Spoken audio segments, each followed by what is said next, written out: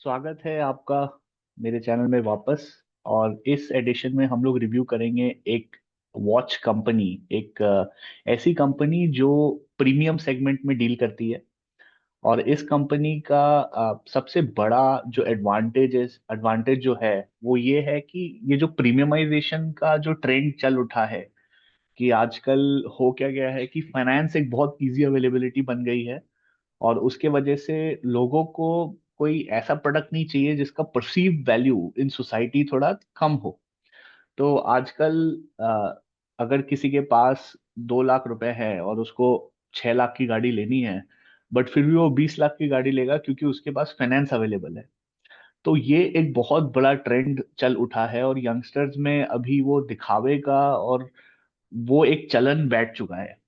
तो उसको मद्देनजर रखते हुए हम एक ऐसी कंपनी रिव्यू करने वाले हैं जिसका जो एवरेज सेलिंग प्राइस है वो है 1,90,000 रुपीज। तो मतलब उसके सारे जो प्रोडक्ट्स बिक रहे हैं उसमें जो एवरेज सेलिंग हो रहा है वो 1,90,000 का एक पीस घड़ी बिक रहा है। तो ये जो कंपनी है ये इंडिया का largest retail premium and luxury segment का कंपनी है जो घड़ी बेचता है। इसके जो पार्टनरशिप्स हैं close to 65 global luxury watch brands के साथ हैं। इसके 55 प्लस एक्सक्लूसिव पार्टनरशिप्स हैं। और ये जो है इस one of the early mover है रीसेल और जो पुराने घड़ियों की खरीदी बिक्री में ये एक नया एंट्रेंट है और सबसे फास्ट मूवर एडवांटेज इस कंपनी का है। तो इस कंपनी का जो मूल बिजनेस है वो यही है कि वो प्रीमियम घड़ियां बेचने का उसका बिजनेस है। अब इसका बिजनेस कैसे डिवाइडेड है ऑनलाइन और स्टोर के बीच, वो ऐसे है कि 70% जो उनकी बिक्री हो रही है अभी वो हो रही है स्टोर्स के थ्रू, और जो 30% जो उनकी सेल हो रही है वो हो रही है ऑनलाइन माध्यम के थ्रू। और करेंटली इस कंपनी के साथ एसोसिएटेड है close to 4 lakh high net worth individuals. और वो इस कंपनी को काफी हद तक एक तरीके से 1,000 करोड़ की रेवेन्यू वाली कंपनी बना चुके हैं। ये 1,000 करोड़ का एक साल में सेल कर रहा है। ऑल्दो इसका जो प्रॉफिट परसेंटेज है वो 10% के करीब है। और वो क्लोज टू 1,000 करोड़ पे 90 करोड़ का प्रॉफिट जनरेट कर पा रहा है। तो ये जो वीडियो है वो इस वीडियो में हम देखेंगे कि इनका इन्वेस्टर प्रेजेंटेशन रिव्यू करेंगे। जो कि ये एक लिस्टेड कंपनी है तो वो अपना इन्वेस्टर प्रेजेंटेशन सबमिट करता है रेगुलेटर को। और इसके इन्वेस्टर प्रेजेंटेशन के माध्यम से हम ये समझने की कोशिश करेंगे कि इस कंपनी में वैल्यू है या नहीं है, या ये कंपनी महंगी है। ये कंपनी बढ़िया तो हो सकती है बट अगर महंगी हुई तो उसको ऐड करने में एक बहुत बड़ा प्रॉब्लम है। क्योंकि अगर हम ऐसे समझें कि अगर किसी ब्रिज का कैपेसिटी, अगर कोई ब्रिज अगर 10,000 केजी ले सकता है, तो हम ये कोशिश करेंगे कि हम 5,000 केजी का ट्रक लेके उस पर चढ़े। हम ये कोशिश नहीं करेंगे कि हम ऐसा ट्रक ले ले जिसमें हम सब कुछ लाद दे और वो ट्रक 9,000 केजी का हो, क्योंकि उसमें रिस्क जो है वो थोड़ा बढ़ जाता है। तो इन्वेस्टिंग में हमारी हमेशा ये कोशिश रहती है कि एक 10,000 केजी के कैपेसिटी वाले ब्रिज में हम एक ऐसा ट्रक लेके घुसें जिसका जिसका 5,000 केजी का करेंटली लोड हो। और इसको मैं कंपेयर कर रहा हूँ इसके वैल्यूएशन कि इसका जो प्राइस जो ये मिल रहा है वो प्राइस सही है कि नहीं। कंपनी बहुत सारी बढ़िया बढ़िया हो सकती है, नेस्ले हो सकती है या जिलेट हो सकती है। बट हमारा ऑब्जेक्टिव है कि पैसे बनाने। तो अगर पैसे बनाने हैं तो हमें अपना रिस्क मिनिमल रखना पड़ेगा। क्योंकि हमें तो ज्यादातर जो फॉर्मल एजुकेशन मिलता है, फॉर्मल एजुकेशन में ये सिखाया जाता है कि जितना ज्यादा रिस्क लोगे उतना ज्यादा प्रॉफिट बनेगा। बट मेरा मेरा मानना ये है कि अगर आप जागरूक हैं कि आप क्या खरीद रहे हैं तो आप अपना रिस्क थोड़ा मिनिमाइज कर सकते हैं। आजकल क्या हो गया है कि ऑनलाइन के चक्कर में बहुत सारे आपको स्टॉक्स मिल जाएंगे प्लेटफॉर्म पे, और वो लोग आजकल 10 मिनट भी नहीं लेते उसको खरीदने से पहले, सोचने का नहीं लेते। और बट एक अगर उनको घड़ी लेनी हो या एक मोबाइल फोन लेना हो या एक अगर जूते लेने हो तो उसके ऊपर बहुत सारा रिसर्च करेंगे। बट एक स्टॉक के ऊपर जो रिसर्च है, जो एवरेज होल्डिंग पीरियड है, वो काफी कम है। तो इस कंपनी में हम लोग थोड़ा देखेंगे कि क्या चीजें हैं इसमें। हम इसमें रिव्यू करेंगे इनका Q4 FY 24 परफॉर्मेंस, थोड़ा कंपनी और इंडस्ट्री के बारे में जानेंगे कि इंडस्ट्री में क्या चल रहा है, ट्रेंड्स क्या हैं, इनके नंबर्स कितने आए हैं और वो किस डायरेक्शन में पॉइंट कर रहे हैं। इस कंपनी का स्ट्रैटेजी ओवरव्यू क्या है, इसका मैनेजमेंट क्या सोचता है, मैनेजमेंट का क्या डायरेक्शन है, किस तरफ ये कंपनी को लेके जाना चाहता है। क्योंकि एक कंपनी जो है वो एक गाड़ी की तरह है, और जो मैनेजमेंट है वो एक ड्राइवर की तरह है। आपके पास सबसे सेफेस्ट सेफेस्ट गाड़ी, आपके पास वॉल्वो गाड़ी हो सकती है, बट अगर आपका ड्राइवर अच्छा नहीं है तो गाड़ी सही डायरेक्शन पे चलना बहुत ही मुश्किल है। तो मैनेजमेंट का सही होना भी एक बहुत जरूरी एस्पेक्ट है जो ओवरलुक हो जाता है। अब बहुत सारे लोग अदानी के स्टॉक्स खरीदते जा रहे हैं। अदानी के पीछे बहुत सारे रिपोर्ट्स आ रहे हैं, और मेरा मानना ये है कि अगर कोई रिपोर्ट्स आ रहे हैं तो उसको नजरअंदाज नहीं करना चाहिए। और मेरा पर्सनली कोई होल्डिंग नहीं है अदानी में, और मैं अपने रिस्क को मिनिमाइज करके चलना चाहता हूँ। तो मेरा ये थॉट प्रोसेस है। बट आप कमेंट सेक्शन में मेंशन कर सकते हैं कि आप क्या सोचते हैं अदानी के स्टॉक्स के बारे में, और आपको कौन सा स्टॉक बढ़िया लग रहा है या क्यों बढ़िया लग रहा है, और आपका क्या नजरिया है रिपोर्ट्स के बारे में। तो यहाँ पे जैसे हम देख रहे हैं, आई थिंक लास्ट ईयर जो FY 24 का ईयर था, उसमें कंपनी ने 1,000 करोड़ का रेवेन्यू किया था, और उसमें जो इजाफा हुआ था वो हुआ था क्लोज टू 27%। तो 27% का इजाफा हुआ था। अगर आप इसमें देखेंगे मोटा मोटी जो प्रॉफिट परसेंटेज आ रहा है वो प्रॉफिट परसेंटेज 10% का आ रहा है। तो अगर 1,000 करोड़ का धंधा हो रहा है तो 1,000 करोड़ के धंधे पे क्लोज टू 83 to 90 करोड़, तो अगर हम 99 करोड़ मान के चले तो 10%, तो 10% से कम के मार्जिन पे कंपनी करेंटली चल रहा है। बट वो इसलिए भी हो रहा है क्योंकि अभी जो कंपनी है फास्ट एक्सपेंडिंग है, तो फास्ट एक्सपेंडिंग है और उसके वजह से वो नए नए स्टोर्स खुल रहा है, तो उस पे अदर इनकम अदर एक्सपेंसेस जो इनका जो सेगमेंट है इनके फाइनेंशियल्स में, वो बढ़ा हुआ है। तो नए नए स्टोर्स उसके क्लोज टू 65 लोकेशंस पे खुल चुके हैं, सूरत, गुवाहाटी और कई जगहों पे खुल चुके हैं। तो वो उसके वजह से उनका रेवेन्यू जो है वो आने वाले टाइम में फास्टर ग्रो करेगा, जरूर करेगा। बट उनका जो पैट है, एक बार उनके एक्सपेंसेस सेटल डाउन हो जाए या उनकी जो लागत है वो सेटल डाउन हो जाए, तो ये जो 10% है इसमें स्कोप रहेगा कि ये और भी जाके आगे बढ़े। और यहाँ पे वो क्या कह रहे हैं कि उनका जो एवरेज सेलिंग प्राइस है, जो जितना मैंने कहा कि बहुत सारी कंपनियां क्या है, बहुत बहुत छोटे छोटे टिकट साइज पे चलती हैं, जैसे मामा अर्थ हो गया या नाइका हो गया। नाइका फॉर एग्जांपल, उसका मैंने सुना था 1,000 के करीब, उसका 1,000 से 1,500 का एवरेज टिकट साइज है। और जो हमारा जो ब्लिंकेट बिग बास्केट हो गया, उसका टिकट साइज बहुत ही कम है, क्योंकि हम जो भारतीय लोग हैं हम प्राइस सेंसिटिव लोग हैं। हम लोग को सब कुछ वैल्यू पे चाहिए, हम लोग को कम प्राइस पे अच्छे प्रोडक्ट्स चाहिए। बट ये जो कंपनी है ये थोड़ा अलग चलती है। ये कंपनी कैसा है कि जितना हायर प्राइस है, और हम देखेंगे कि इनका जो सेगमेंट डिवाइडेड है वो हाई लग्जरी ब्रांड पे डिवाइडेड है, जो 10 लाख प्लस की घड़ियों पे शुरू होता है, और वो कंट्रीब्यूट करता है 20% कंपनी का रेवेन्यू पे। तो आप जान के हैरान रहेंगे कि अभी भी ऐसे लोग हैं जो 10 लाख के ऊपर घड़ियां खरीद रही हैं। मुझे तो पर्सनली एक ऐसा टाइम लगता था कि अब मोबाइल का जमाना आ गया और घड़ी कोई लेने वाला है नहीं, क्योंकि जो काम घड़ी एक कर रहा है वो जो एनालॉग वॉच है, जो डिजिटल भी नहीं था। तो इनका ज्यादातर जो बिजनेस है वो डिजिटल के आधारित नहीं है, वो टिपिकल एनालॉग जो आपका जो दो घड़ी के सुई जो चलती हैं, जो डिजिटली नहीं है, वो उस पे आधारित है। और उस पे 10-10 लाख की घड़ियां बिक रही हैं, और उस पे 20% का इनका रेवेन्यू उससे कंट्रीब्यूट हो रहा है। तो वही है कि हमें थोड़ा सोचना पड़ेगा कि ऐसी भी सेगमेंट्स हैं मार्केट में कि जो मर मर के बिजनेस नहीं कर रही, जो खुल के बिजनेस कर रही है और बोल रही है कि हमारा प्रोडक्ट और हमारा प्राइसिंग प्रीमियम है, आप आइए लीजिए और इसको एंजॉय कीजिए। तो ऐसे काफी सारे लोग हैं। और जो महंगे घड़ियां हैं उनका भी सेकंड हैंड का जो सेगमेंट है वो काफी फिर बड़ा हो जाता है। तो ये कंपनी एक अर्ली मूवर बना के एडवांटेज बना के चल रही है, और उस पे हम उसका रिजल्ट भी देख रहे हैं। तो FY 23 से लेके FY 2024 में उसका 27% का ग्रोथ रजिस्टर हुआ है। और FY 24 में क्लोज टू 5 नए ब्रांड्स ऐड हुए हैं एंड 10 नए स्टोर्स ओपन हुए हैं इन FY 24। तो स्टोर का भी एक्सपेंशन हो रहा है। Although 10 stores for a new company is मतलब उतना ज्यादा तेजी से ग्रोथ नहीं है, बट एक कॉशियस ग्रोथ है जो कि इस कंपनी के लिए अच्छे बेहतर फ्रूट्स डेवलप कर सकता है ना। ऑल्दो ये 10 स्टोर हैं, बट हम एक ऐसे सेगमेंट की बात कर रहे हैं जिसमें एवरेज टिकट साइज 1.9 लाख के करीब है।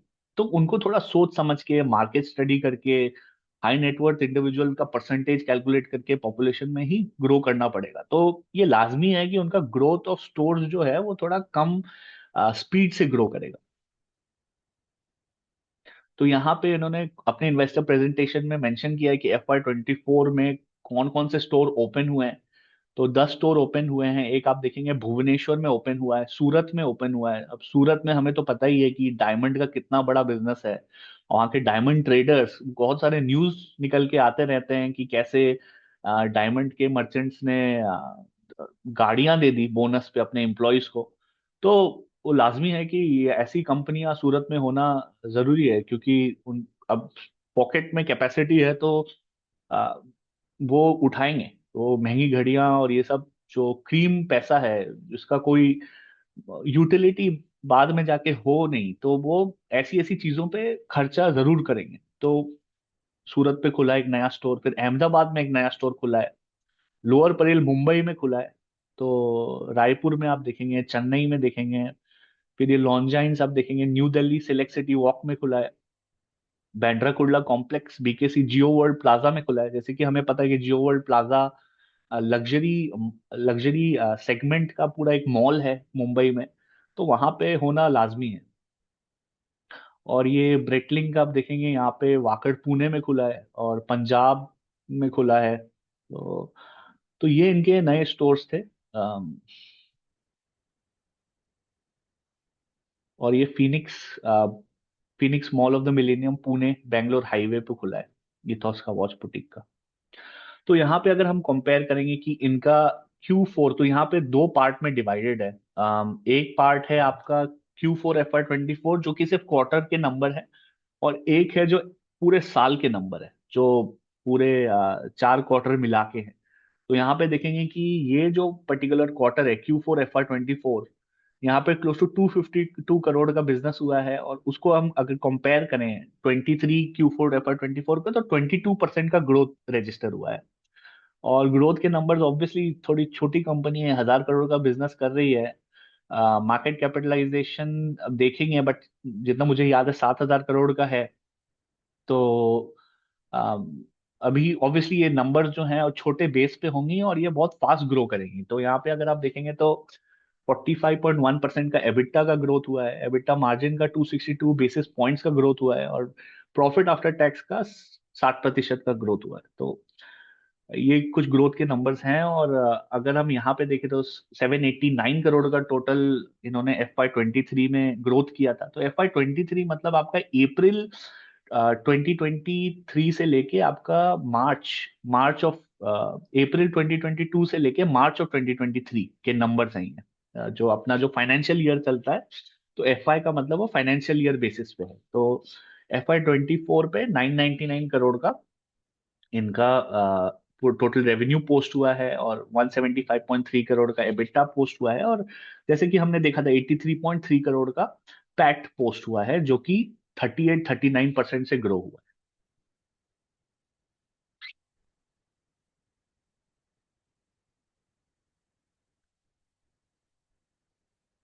और अगर हम इसका और फर्दर ब्रेकअप देखें कि टोटल बिलिंग्स, ऑनलाइन बिलिंग्स और ऑनलाइन विजिटर्स से कैसे इनकी ग्रोथ रजिस्टर हो रहा है, तो सरप्राइजिंगली इनका जो ऑनलाइन विजिटर्स है, विजिटर काउंट जो है वो घट गया है। FY 23 से FY 24 देखेंगे तो ऑनलाइन विजिटर्स काउंट घट गया है। और मेरा ये मानना है कि इनका 70% ग्रोथ स्टोर से आ रहा है, क्योंकि लाजमी अब कोई आदमी अगर 5-5 6-6 लाख की घड़ियां खरीदेगा, तो वो देखना चाहेगा उसके हाथ पे कैसा लग रहा है, थोड़ा वो सारी चीजें वो देखना चाहेगा, तो वो ऑब्वियसली स्टोर विजिट करेगा।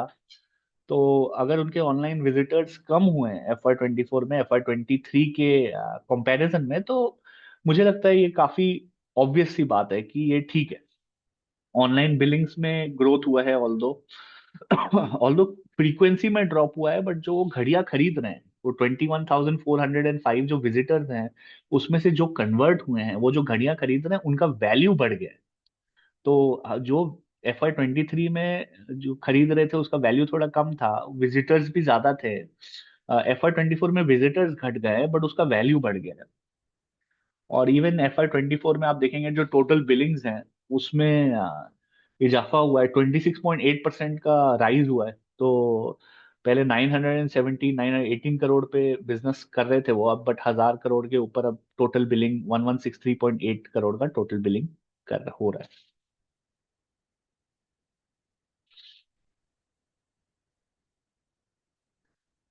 तो ये कुछ न्यू मार्की ब्रांड और एक्सक्लूसिव पार्टनरशिप्स हैं। तो ये बहुत सारी ऐसी घड़ियों के नाम हैं जो ऑनेस्टली बताओ तो मैंने खुद नहीं सुने हैं। ये बहुत प्रीमियम लग्जरी ब्रांड्स हैं, और ज्यादातर स्विट्जरलैंड से बहुत सारे आते हैं, जर्मन मेड ब्रांड्स बहुत सारे हैं। तो ये स्विस वॉच ब्रांड क्यूब्रो है, सोब्रिनोज, इसका भी आप एवरेज प्राइस देखेंगे तो काफी हाई है।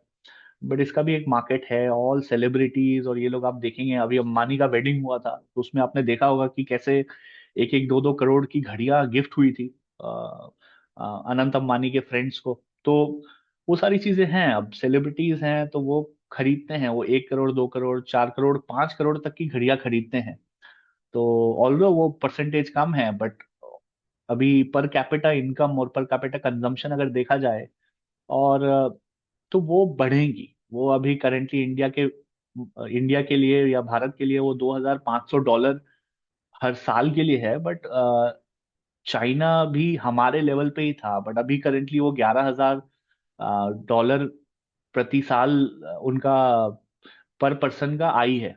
तो आय है, और वो इंडिया के लिए भी बढ़ेगा। तो ये जो डिस्क्रेशनरी स्पेंड जो बोलते हैं, जो प्रीमियम सेगमेंट में प्रीमियमाइजेशन के बेसिस पे जो चलता है, वो डेफिनेटली बढ़ना चाहिए। तो ये एक इंटरेस्टिंग कंपनी है उसको प्ले करने के लिए, क्योंकि कंजम्पशन सेगमेंट में आ गया, रिटेल सेगमेंट में आ गया, और एक ऐसे सेगमेंट में आ गया है जो ऐसा नहीं है कि कल को कोई नया कंपनी आए और लग्जरी वॉचेस बेचना शुरू कर दे तो इसको कंपटीशन देना टफ होगा। यही हमें एनालाइज करना है कि ये टफ होगा कि नहीं होगा, कि अभी इसके 20% इसका जो लग्जरी सेगमेंट है उस पे इसका लीडरशिप है, 20% जो मार्केट है इसने कॉर्नर करके रखा है। बट ये जो 80% वाले लोग हैं, ये 20% पे पुश करके इसको अब कितना पुश कर सकते हैं, इसके 20% को और कितना कम कर सकते हैं, प्राइसिंग वॉर हो सकता है कि नहीं हो सकता है। ऑल्दो इन चीजों में ज्यादातर प्राइसिंग वॉर, डिस्काउंट और ये सब का झंझट नहीं रहता है। But you never know market किस डायरेक्शन पे जाती है। अब ऑल्दो लोगों का प्रेफरेंस इसके थ्रू इस पे अभी आ रहा है, कल को जाके ये रहेगा कि नहीं। सो ये बहुत इंपॉर्टेंट क्वेश्चंस है जो एक इन्वेस्टर को पूछना चाहिए अपने आप से, एक स्टॉक उठाने से पहले। ऑल्दो मैं ये कंपनी को बस एनालाइज कर रहा हूँ, एक उसको स्टडी करने के माध्यम से। मैं ये रेकमेंड नहीं कर रहा हूँ स्टॉक खरीदने के बेसिस पे या ट्रेडिंग करने के बेसिस पे। आप अपना खुद का रिसर्च कर सकते हैं, और उस रिसर्च के बेसिस पे आप एक इंडिपेंडेंट कॉल ले सकते हैं, या अपने फाइनेंशियल एडवाइजर को कॉल करके उनसे पूछ सकते हैं कि ये स्टॉक कैसा है, और वो आपके ऊपर है। तो यही कुछ वॉच ब्रांड्स है जो हम देख रहे थे। अभी हम देखेंगे कंपनी और इंडस्ट्री के बारे में, ये कंपनी क्या है और इंडस्ट्री किस डायरेक्शन पे चल रहा है। तो ये लोग कह रहे हैं कि इथॉस इंडिया की largest luxury and premium watch retailer है। वो 610 लोगों को एम्प्लॉय करती है। ये एक ऐसे कंटेंट बनाते हैं जो लग्जरी रिटेल एक्सपीरियंस देती है कस्टमर्स को, ऑनलाइन और फिजिकल प्रेजेंस दोनों के माध्यम से। कंपनी जो रिटेल करती है, 65+ प्रीमियम और लग्जरी वॉच ब्रांड्स के साथ इनका टाई अप है। इनके पास क्लोज टू 7,000 लग्जरी सेगमेंट की घड़ियां हैं। तो इनका मानना यही है कि लग्जरी का और हाई लग्जरी वॉचेस का इनका मेन बिजनेस और धंधा है। और इनके पास जो एक्सक्लूसिव ब्रांड्स है वो 51+ है, 51 के ऊपर एक्सक्लूसिव ब्रांड्स है। तो कंपनी के पास अभी ये भी है कि वो रिटेल कर सके certified pre owned luxury luxury watches का। अभी लग्जरी वॉचेस का प्री ओन्ड जो है उसके लिए इवैल्यूएशन होना जरूरी है। उसके लिए सर्टिफिकेशन होना जरूरी है। तो ये सारी चीजें कंपनी अब ला चुकी हैं, और उसके थ्रू वो खरीदा और बिक्री कर रही है प्री ओन्ड लग्जरी वॉचेस का। तो इन एडिशन टू दैट, इनके 63 फिजिकल रिटेल स्टोर्स हैं, 24 सिटीज इन इंडिया में है, मल्टी स्टोर फॉर्मेट है। आ, और इनका जो फर्स्ट बुटीक रिमोवा था वो लग्जरी रेंज में, लग्जरी लगेज में भी घुस चुके हैं। और अभी लग्जरी, धीरे धीरे लग्जरी ज्वेलरी में भी थोड़ा मोड़ा बिजनेस ये करना शुरू कर रहा है। और ये अभी खुलना शुरू होगा। तो ये वही कह रहे हैं कि रिमोवा जो इनका जो लग्जरी लगेज में बिजनेस है, और मेसिका जो लग्जरी ज्वेलरी में है, वो फाइनेंशियल ईयर 2025 के एंड तक खुल जाना चाहिए, ऐसा वो कह रहे हैं।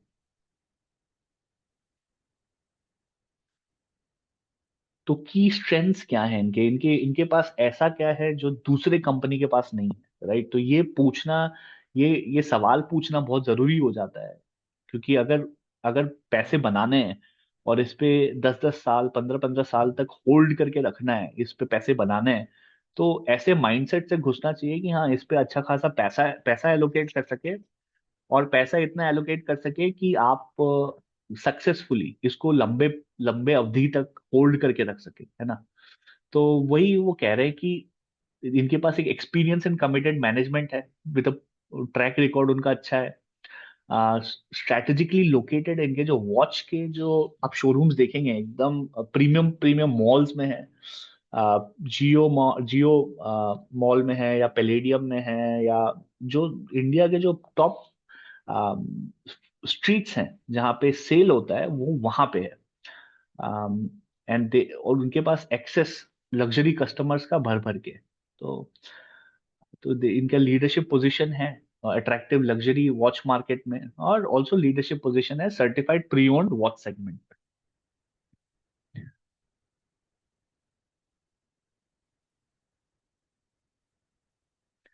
तो ये कह रहे हैं कि इनका जो प्रोडक्ट है, उनका प्रोडक्ट और सेल जो है वो डायरेक्टली प्रोपोर्शनल है हाई नेटवर्थ इंडिविजुअल्स के इंक्रीज से। वो जितना इंक्रीज होंगे, इनका सेल उतना ही ज्यादा इंक्रीज होगा। जितने ज्यादा आपके इनकम बढ़ेंगे, या एक्स्ट्रा ऑर्डिनरी इनकम बढ़ेंगे, तो हाई लग्जरी वॉचेस जो हैं वो काफी ज्यादा बढ़ेंगे। और ये जो है, ये ट्रेंड सिर्फ इंडिया में नहीं देखा जा रहा है। ये ट्रेंड जो एनालिसिस की गई है उसमें चाइना चाइना में भी ये ट्रेंड देखा गया था। एंड अब इंडिया में भी ये देखा जा रहा है कि जो हाई नेटवर्थ इंडिविजुअल्स है उनका परसेंटेज बढ़ता जा रहा है। यहाँ पे आप देखेंगे एवरेज सेलिंग प्राइस पर वॉच, जब उन्होंने स्टार्ट किया था FY 20 में, ऑब्वियसली कोविड हिट पीरियड था, तो उस समय उनका जो एवरेज सेलिंग प्राइस था 84,240 था। और इनके वॉचेस करोड़ों में भी जाते हैं।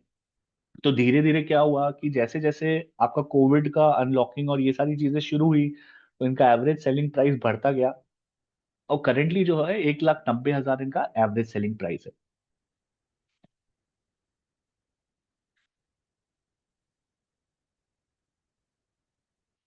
ये इनके कुछ स्टोर्स हैं जो जिनमें ये प्रेजेंट हैं। आप देखेंगे कि काफी पैन इंडिया इनका प्रेजेंस है, और ये इसको ग्रो उसी तरीके से करना चाहते हैं, थोड़ा सा एग्रेसिव माइंडसेट से ग्रो करना चाहते हैं। तो इसलिए जो इनका जो पैट मार्जिन अभी हमें दिख रहा है, प्रॉफिट आफ्टर टैक्स की, मतलब 1,000 करोड़ का अगर बिजनेस कर रहे हैं, तो उस पे 10% का ही इनको प्रॉफिट मिल रहा है, जो टैक्स वैक्स काट के, खर्चा वर्चा सारा कुछ काट के। और वो इसलिए भी हो रहा है क्योंकि इनको बहुत बड़े बड़े इन्वेस्टर्स बैक कर रहे हैं। बट इनके जो स्टोर के जो इंक्रीजेस है वो भी बहुत सिग्निफिकेंट तरीके से ग्रो कर रहे हैं। तो फॉर एग्जांपल, अगर उन्होंने गुवाहाटी में एक स्टोर डाला है, तो उसको रिकवर करने में उनको टाइम लगेगा। उस पर उन्होंने लागत लगाया है, बट डेफिनेटली वो पैसा वापस आने में टाइम लगेगा। तो धीरे धीरे वो खोल रहे हैं। वो ये भी कह रहे हैं कि मोहाली में एक नया स्टोर उन्होंने खोला है। तो डेफिनेटली अभी बहुत अंडर पेनिट्रेटेड भी होगा मार्केट। और ये देखना इंटरेस्टिंग होगा कि ऑब्वियसली वो स्टडी करके ही डालेंगे। अगर देखेंगे तो काफी फूक फूक के कदम रख रहे हैं, और सिर्फ 10 स्टोर उन्होंने डाला है। 10 स्टोर मैं इसलिए कम कह रहा हूँ क्योंकि मैंने ऐसी ऐसी कंपनियां देखी हैं जो 100 100 200 स्टोर का उनका टारगेट रहता है। अभी मैं बात करूँ तो जैसे ताज ग्रुप का मैं देख रहा था, तो ताज ग्रुप क्लोज टू 30 to 40 उनके होटल साइनिंग्स रहते हैं। तो काफी एग्रेसिव माइंडसेट से अभी भारत की कंपनियां चल रही हैं। और ये जो इथॉस है वो क्योंकि एक ऐसे सेगमेंट में जो कि बहुत प्रीमियम है, तो उसको फूक फूक के कदम रखना पड़ रहा है। तो इनका जो स्ट्रैटेजिक गोल्स है वो यही है कि इनको अपने फिजिकल स्टोर्स को एक्सपैंड करने हैं, जो हमने लोकेशंस देखे थे उसको और एक्सपैंड करके और अंडर पेनिट्रेटेड मार्केट में घुसना है, केयरफुल स्टडी और एनालिसिस के थ्रू। टेक्नोलॉजिकल इनोवेशंस करने हैं अपने बिजनेस में, विच विल जो सेल्स और सेल्स को ड्राइव करेगा। डेटा और कलेक्ट होगा और उस डेटा पे एनालिटिक्स करके वो बिजनेस डिसीजन ले सकते हैं। इनको अपने ब्रांड वॉच का जो ब्रांड पोर्टफोलियो है वो बढ़ाना है, एक्सक्लूसिव रिलेशनशिप क्रिएट करना है। इन्होंने ये रिलेशनशिप का स्पेलिंग इसमें गलत कर दिया है, बट ठीक है, आई थिंक इतना इनको लीवे दे देते हैं। और इनको certified pre owned luxury watch retail business grow करना है। क्योंकि अभी क्या है, वो जो जिनके पास हाई नेटवर्थ है उन पे आप एक कॉमन ट्रेंड देखेंगे कि आईफोन अगर 11 था और अभी 12 आया तो उनके हाथ में 12 होगा। तो वो 11 का क्या होगा, वो 11 रीसेल पे जाएगा। तो अभी वो जो घड़ियां हैं इतनी महंगी महंगी हैं, अब इनके पास क्योंकि पैसे इतने हैं, तो इनके लिए 10 लाख की घड़ियां या ये सब कोई बड़ी बात है नहीं। तो अगर एक दूसरे साल में इन्होंने दूसरी घड़ी खरीदी, तो उसको वो चाहेंगे कि फाइनेंस करना पुरानी घड़ी से।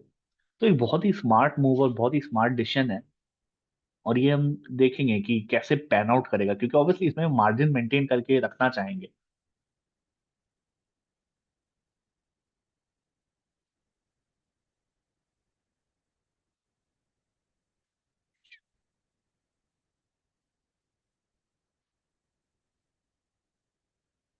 अभी हम थोड़े इसके नंबर्स पे थोड़ा ध्यान डालेंगे कि इसके जो प्री नंबर्स हैं वो कितने हैं, प्राइस टू अर्निंग्स कितना है। तो अगर आप यहाँ पे देखेंगे तो 7,000 करोड़ की कंपनी है, 7,000 करोड़ की कंपनी है जो 1,000 करोड़ की सेल कर रही है अभी सालाना।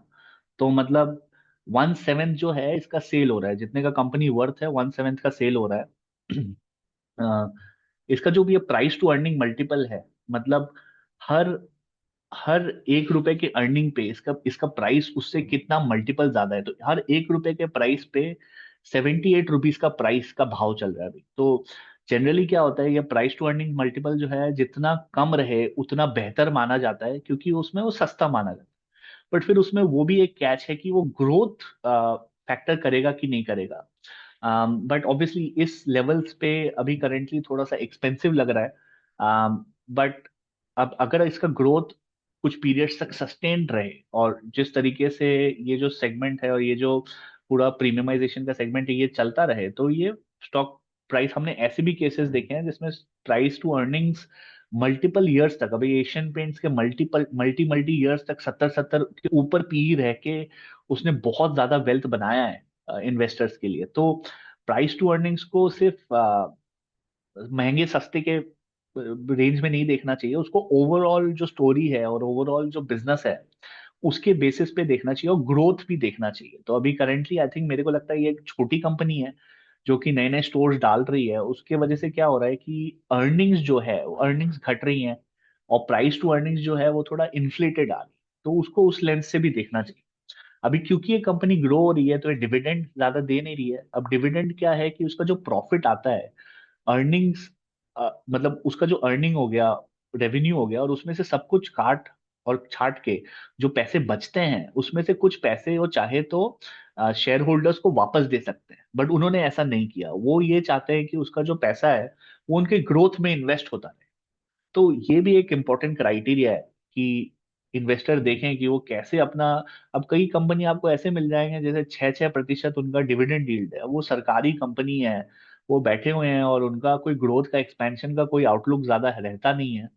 उनको अपने अपने कैपेक्स मीट करने रहते हैं, उसमें अच्छा खासा मार्जिन रहता है, तो 6-7% का। तो वो as as good as FD हो गया। और वो भी एफडी भी मैं क्या बोलूं, मतलब उसमें अगर आपका प्राइस है तो प्राइस घट घट भी जाता है डिविडेंड के एलोकेशन की वजह से। और जो नेचुरल जो प्राइस मूवमेंट है उसमें ज्यादा रहता नहीं है, क्योंकि ग्रोथ एस्पेक्ट्स नहीं है, तो मार्केट उसको रिवॉर्ड नहीं करता है उस ग्रोथ से। तो बहुत लोग कहते हैं कि डिविडेंड इसमें नहीं है, इसमें इन्वेस्ट करना चाहिए कि नहीं करना चाहिए। मेरा मानना ये है कि अगर एक कंपनी फ्रूटफुली अपने अर्निंग्स आफ्टर अर्निंग्स को जो प्रॉफिट्स है उसको डिप्लॉय कर रही है और वो वेल्थ बना रही है, तो वो उसके प्राइस में रिफ्लेक्ट जरूर होगा। तो ऐसा कुछ नहीं है कि 0% डिविडेंड तो घटिया कंपनी है। तो बहुत लोगों का ये मानना है। यहाँ पे हम देखेंगे प्रॉफिट ग्रोथ जो आ रहा है वो 28% का प्रॉफिट ग्रोथ आ रहा है। प्रॉफिट आफ्टर टैक्स 90 करोड़ पे करेंटली बैठा हुआ है।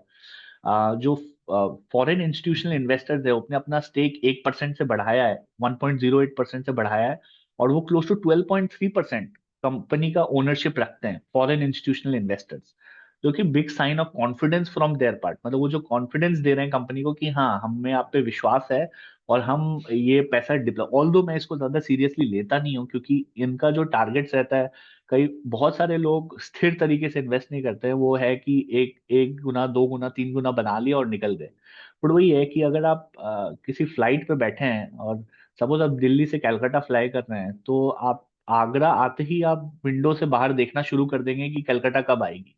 तो ये फॉरेन इंस्टीट्यूशनल इन्वेस्टर्स का वही हाल है। और अगर आप कनाडा जा रहे हैं, इंडिया से कनाडा जा रहे हैं, तो आपको पता है कि 10 घंटे बाद भी आप देखोगे तो समुंदर ही दिखेगा आपको।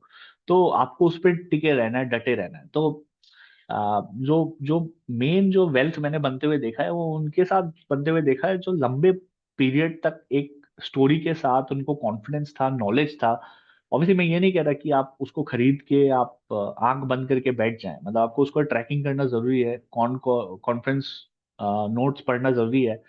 बट मैं ये भी अंडरस्टैंड करता हूँ कि सबके पास वो ना इंक्लिनेशन है और ना समय है। ऑल्दो अगर मैं समय की बात करूँ तो मैनेज किया जा सकता है उसमें। अगर आप कम कंपनियां होल्ड करें तो मैनेज कर सकते हैं। बट बहुत सारे लोगों के पास वो इंक्लिनेशन नहीं, वो क्यूरियोसिटी नहीं है कि हाँ इसके साथ क्या हो रहा है। यहाँ पे देखेंगे हम, डेट टू इक्विटी जो है 0.19 है। वो क्या है कि इक्विटी का जो भी वैल्यू उन्होंने रेज किया है उसके अगेंस्ट जो डेट है वो कितना है, तो ये करेंटली ये 0.19 पे बैठा है। प्राइस मूवमेंट्स हम देखेंगे, ये जुलाई 2022 में आई थिंक इसका आईपीओ आया था, क्योंकि मैक्सिमम वहीं पे बैठा है। ये तो 746 के रेंज में आईपीओ आया था और वहां से वो क्लोज टू चार चार गुना जा चुका है। तो इनफैक्ट 5 गुना के करीब भी जा जा चुका था। तो ये देखेंगे आप तो हाँ, 3100 तक आ जाए तो चार चार गुना तक जा चुका है ये आईपीओ के प्राइस से।